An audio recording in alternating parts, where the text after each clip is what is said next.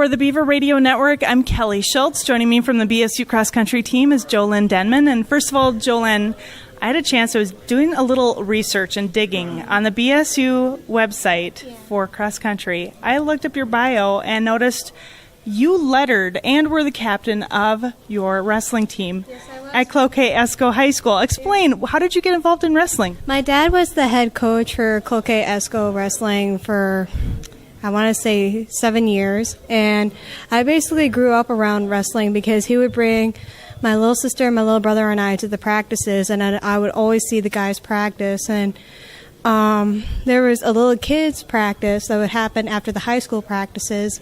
And I started there when I was 6 years old, and I went up, and I was in wrestling to the age of 8. And then I stopped doing that until my freshman year in high school, and I told my dad over dinner, I want to be a wrestler. I want to do it again. And he said, I could tell he was happy, but he wanted to be cautious because it's a male-dominated sport. And he said, I'll give you 2 weeks, see how you like it, and then after that, I loved it ever since. I continued all the way through my senior year in high school, and I competed in both men's and women's wrestling. That's an incredible story, and obviously you don't run into a lot of college. I haven't ran into a lot of college athletes, female college athletes with that kind of background. You also had lettered in swimming and obviously track, being that you're in cross country here at BSU. As you prepared in between your freshman and sophomore seasons for cross country, how many miles on average were you running per week? I was usually running like 5 to 6 miles 3 times a week, trying to stay in shape, and then I would do swimming at least 2 times a week. Now, this last weekend, your team was at the Randy Smith Invitational, and you were in Moorhead. You ran against 79 runners from 7 teams. How did the race go for you personally? Personally, that was my best race ever. I just felt completely calm, even though I had anxiety before the race. I was racing with Emily Paquin, Nicole Crummy, and Sammy Taub throughout the whole race, and we kept pushing each other throughout the race, and that was all I could ever ask for, was having my teammates with me the whole time to give me inspiration throughout the whole race. And we competed, we finished strong. That was all we could ever ask for. I noticed when I looked at the results that you and Emily had finished right next to each other, same time. When you're running like that, do you get a chance to talk to each other? Did she give you any motivation or advice? Yeah, right before 200 meters before the finish line, she yelled at me, "Come on, Joe, it's right up ahead."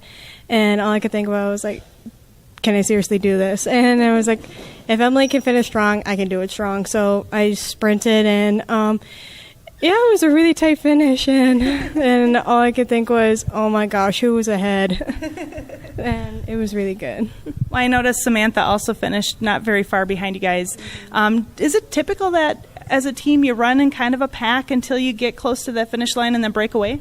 Yeah, it's natural for that to happen, and it's good when you stick together to the finish because it's good to have somebody to push you the whole entire time than just being solo the whole time. And then in the finish line area, it's like, okay, let loose.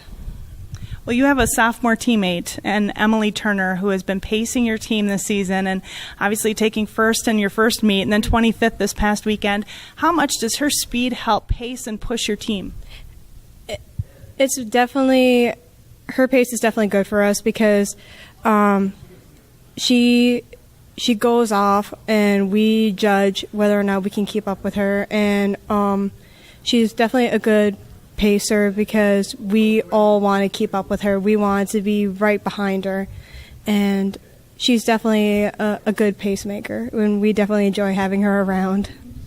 Well, you have 2 weekends before the Roy Griak.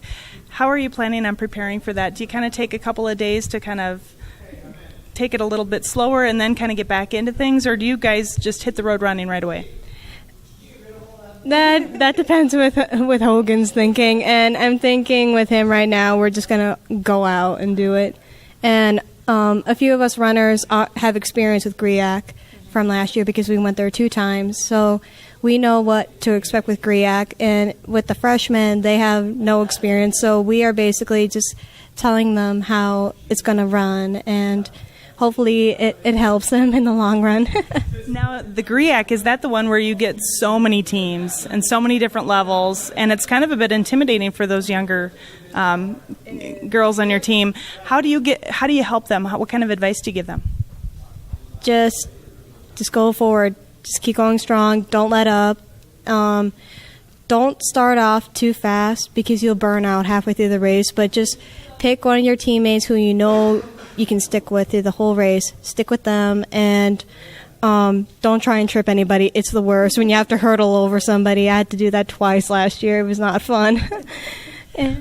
Well, good luck this this coming 2 weeks, and we'll talk to you guys and keep up with you the rest of the season. Thanks so much, Jolynne. Thank you very much.